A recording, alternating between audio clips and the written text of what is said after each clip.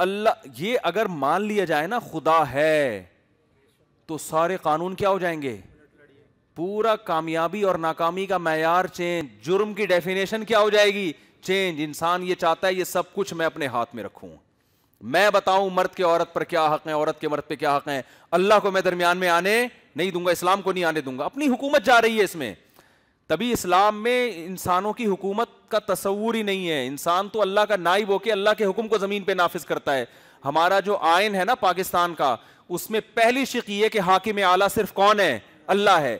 وزیر اعظم, ملک کا سربراہ, صدر, یہ اللہ کے نائب ہیں, یہ حاکم نہیں ہیں, یہ خود محتاج ہیں کہ بھائی ان کے لیے کیا حکام دیے ہیں. تو انسان خواہشات کا غلام ہے, وہ چاہتا ہے زمین پر میری حکومت ہو. اللہ چاہتا ہے یہ زمین تمہاری نہیں ہے, حکومت کس کی ہوگی, میری. تو یہ چھوٹی موٹی خواہشات کے غلام نہیں ہے, بہت بڑی خواہشات کے غلام ہے. اور ہم چھوٹی چھوٹی خواہشات, جیسے ایک آدمی, ایک فوجی بارڈر پہ لڑنے کے لیے ہر وقت تیار ہے, لیکن جب گھر میں پڑا ہے تو اٹھتا ہی نہیں ہے نا وہ, ٹھیک ہے نا, 12 بجے سو کے اٹھ رہا ہے. تو لوگ اس کی اس حالت کو دیکھ کے کہیں گے سست, کچھ بھی نہیں کر سکتا. وہ کہے گا بھائی میں یہاں ہوں, یہاں کوئی کام نہیں ہے بڑا, بارڈر پہ بھیجو تو میں بتاؤں گا.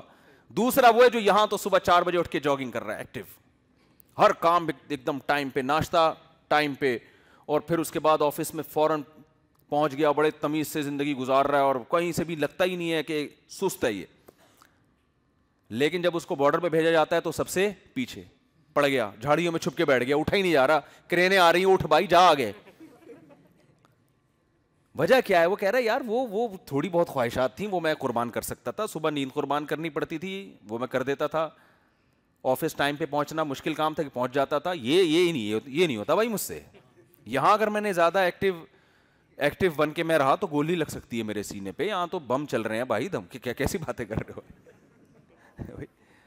تو یہی حال ہے کافر کا اور مسلمان کا. کافر اپنے آپ کو اللہ کی غلامی میں دینے کے لیے تیار نہیں ہے, شراب چھوڑنی پڑے گی. دیکھو ہم کتنے سست ہیں, شراب نہیں پیتے الحمدللہ, اللہ نے بچایا ہے. زنا, خدا کی قسم, زنا سے بچنا آسان کام نہیں ہے. مرد کے دل میں سب سے زیادہ اٹریکشن اللہ نے عورت کی رکھی ہے. ہمارے معاشرے میں 90-95% لوگ 30-35 سال کے ہو جاتے ہیں, اللیگل کسی عورت کے قریب نہیں جاتے. ابھی بھی معاشرے میں زنا سے بچنے والے زیادہ ہیں. انگریز سے بولو یہ قربانی دے کے دکھا تو, آپ بولو کسی غیر مسلم سے کہ تو 35 سال کا ہو جا اور کسی عورت کو ہاتھ نہ لگا جب تک تیری شادی نہیں ہو جاتی. وہ کہے گا بھائی میں صبح اٹھ کے جاگنگ کر سکتا ہوں, میں ٹائم پہ آفس جا سکتا ہوں, مجھے شیٹرنگ کا کام دو, 1 ہفتے کا ٹائم دو گے 3 دن میں کروں گا. لیکن جب میرے دل میں عورت کے بارے میں جذبات اٹھتے ہیں, میں اس جذبات کو کنٹرول نہیں کر سکتا. یہ تم مسلمانوں ہی کا ظرف ہے کہ تم 8 دانت کے ہو جاتے ہو, 32 دانت کے, 40 سال کے ہو جاتے ہو, پھر بھی مفتی طارق مسعود کا بیان سن کے شادی کا خیال آ رہا ہوتا ہے تمہیں. یہ تمہارا حوصلہ ہے, ہم یہ برداشت.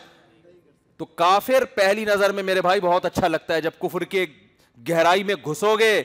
اور یاد رکھو ایک کنٹری کے لیے جو قربانی دینے کا جذبہ ہے نا, آپ اگر کمپیئر کرو, یہ بھی مسلمانوں میں ان سے کروڑہ گنا زیادہ ہے,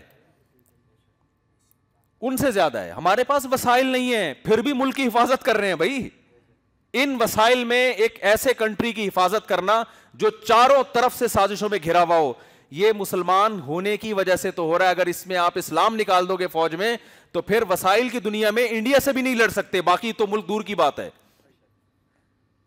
آپ کہہ سکتے ہو ہم نے بڑے بڑے میزائل بنائے, تو یہ جو میزائل جنہوں نے بنائے ہیں نا, جنہوں نے سائنسدانوں نے محنت کی ہے, اس کے پیچھے بھی مذہب کا جذبہ تھا. وہ مذہب کا جذبہ آپ نکال دیتے تو سائنٹسٹ بھی اتنی محنت, کیونکہ ان سائنسدانوں کو اتنا ملتا نہیں ہے بدلے میں جتنی انہوں نے ملک کے لیے قربانیاں دی ہیں. یہی سائنسدان دوسرے ملکوں میں ہوتے, آپ دیکھو کیا ہوتا ان کا حال. یہی جیسے ہمارے سائنسدان ہیں نا جنہوں نے یہ میزائل بنائے, جنہوں نے بم بنائے, ان بیچاروں کا حال دیکھو کیا ہوا ہے. یہی کسی دوسرے ملک میں ہوتے تو کیا حال ہوتا. تو کیا یہ مذہب کی موٹیویشن مل رہی ہے, یہ جذبہ مل رہا ہے کہ بھائی دنیا دے نہ دے کون دے گا, اللہ دے گا. تو یہ ایسی موٹیویشن ملتی ہے جو خدا کو مانتے ہیں کہ یطعمون الطعام علی حبہ مسکینا و یتیما و اسیرا. قرآن کہتا ہے میرے محبوب بندے یتیموں کو, غریبوں کو, مسکینوں کو کھلاتے ہیں, کھلا کے کہہ رہے ہوتے ہیں انما نطعمکم لوجہ اللہ، ہم تمہیں اللہ کے لیے کھلا رہے ہیں، لا نرید منکم جزاء، بدلہ نہیں چاہیے، ولا شکورا، شکریہ نہیں چاہیے. یہ جذبہ، یہ تو کھلانا تو ایک مثال دی ہے نا قرآن نے کہ کھلانا بھی انسانی کی خدمت ہے. تو مراد صرف کھلانا نہیں ہے، ہر محاذ پہ انسان خدا کو سامنے رکھ کے کام کرتا ہے. وہ تنہائیوں میں بھی گناہ سے بچتا ہے، گناہ ہو جائے تو اللہ کے سامنے گڑ گڑا کے توبہ کرتا ہے، معاف کرواتا ہے اللہ سے. تو مسئلہ کیا ہے کہ بڑی بڑی خواہشات میں رکاوٹ کون ہے؟ مذہب ہے. جو غلط خواہشات ہیں، شراب کوئی اچھی خواہش ہے، زنا کوئی اچھی، خاندانی نظام تباہ و برباد ہو گیا. اور یہ جو خدا کو نہیں مانتے نا، یہ ڈبل مجرم ہوتے ہیں. ایک تو جرم بھی کرتے ہیں اور اس جرم کو آزادی کا لیبل لگا دیتے ہیں کہ انسانیت کی، یعنی آزادی کا تقاضا ہے یہ، اور اس جرم کو خوشنما نعروں سے مزین کرتے ہیں. شراب کو انہوں نے لیگل کر دیا، بھائی انلیگل رہتی پیتے رہتے، بولتے غلط ہے. کیا کر دیا بھائی؟ 18 سال کے بعد اتنی پی سکتے ہو. بھائی آپ ہومو سیکس کے عادی ہو چکے تھے، آپ کہتے غلط کام ہے لیکن ہم قوم کو نہیں روک سکتے. آپ نے اپنے آپ کو یہ ثابت کرنے کے لیے کہ ہم غلط ہیں ہی نہیں، ہم تو بہت اچھے ہیں. تو بھائی بہت اچھے ہیں تو یہ کام کیوں ہو رہا ہے تمہارے ملکوں میں، اتنا زیادہ کیوں ہو رہا ہے یہ کام؟ تو آپ وہ جواب دیتے ہیں یہ کام غلط ہے ہی نہیں. یعنی مطلب ایک آدمی سٹے لگا رہا ہے، چرس پی رہا ہے، ہیروئن پی رہا ہے، لوگ کہہ رہا ہے سالہ ہیروئن چی، کہیں وہ پیغام نکاح بھیج رہا ہے، لوگ ہیروئن چی کہہ کے رد کر دیتے ہیں. جاب کے لیے جاتا ہے، بھائی ہیروئن چی ہے اس کو نکالو یہاں سے، تو وہ ہیروئن چی کو چاہیے شرمندگی ہو، یار یہ غلط کام کر رہا ہوں میں، ہیروئن پی رہا ہوں. اس نے کیا کیا؟ اس کے ہاتھ میں حکومت آئی، اس نے ہیروئن کو لیگل کیا، اور ہیروئن پہ بہت خوبصورت سی چمک پٹیوں میں اینٹی ڈپریشن گولی کا نام رکھ کے اس نے کہا پیو اور پبلک کو پلاؤ. اور اس میں کیا ہے؟ اس سے فائدہ یہ ہوا کہ کیونکہ پاور اس کے پاس تھی، لوگوں نے ہیروئنچیوں کو برا بلا کہنا چھوڑ دیا. لوگوں نے کہا ہیروئن پیے نہ پیے اس کا پرسنل معاملہ ہے. بات آ رہی ہے سمجھ میں؟ وہ عورت سے نکاح کرتا ہے اس کا پرسنل معاملہ، کسی سے زنا کرتا ہے اس کا پرسنل معاملہ ہے، لڑکے سے بدفعلی کرتا ہے اس کا پرسنل معاملہ. ان چیزوں میں کچھ نہیں رکھا. اصل تو ترقی ہے. اصل کیا ہے؟ اصل تو یہ کہ ایک دوسرے کا دل نہ دکھاؤ. اصل تو یہ ہے کہ انسان کے اخلاق کیا ہونے چاہیے؟ اچھے.